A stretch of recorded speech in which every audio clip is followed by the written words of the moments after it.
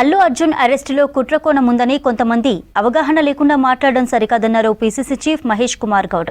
అల్లు అర్జున్ సంధ్య థియేటర్కు వెళ్లినప్పుడు మహిళ చనిపోవడం బాధాకరమన్నారు. పోలీసులు చట్ట ప్రకారం హీరోపై కేసు నమోదు చేశారని తెలిపారు. ఇరుపక్షాల వాదనలు విన్న కోర్టు బెయిల్ ఇచ్చిందన్నారు.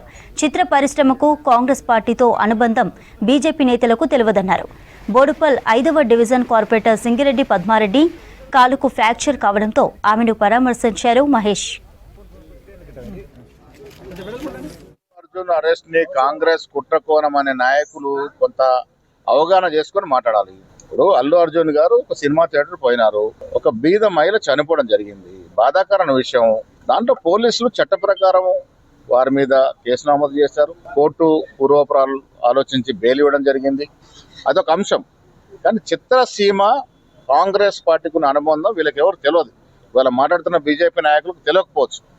మర్రి చెన్నారెడ్డి గారు పుణ్యం వల్ల కదా ఆనాడు మద్రాసుకే పరిమితమైనటువంటి తెలంగాణ చిత్రసీమ, తెలుగు చిత్రసీమ హైదరాబాద్ ఎట్లా వచ్చింది?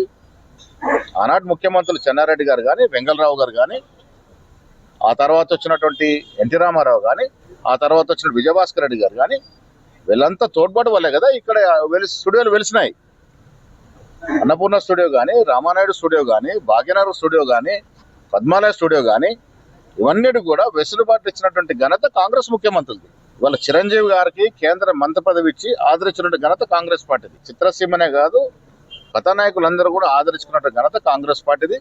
ఇలా అసలు వాస్తవాలు తెలియకుండా బీజేపీ నాయకులు మాట్లాడుతూ ఉన్నారు, అవగాహన లోపంతో మాట్లాడుతూ ఉన్నారు. కేంద్ర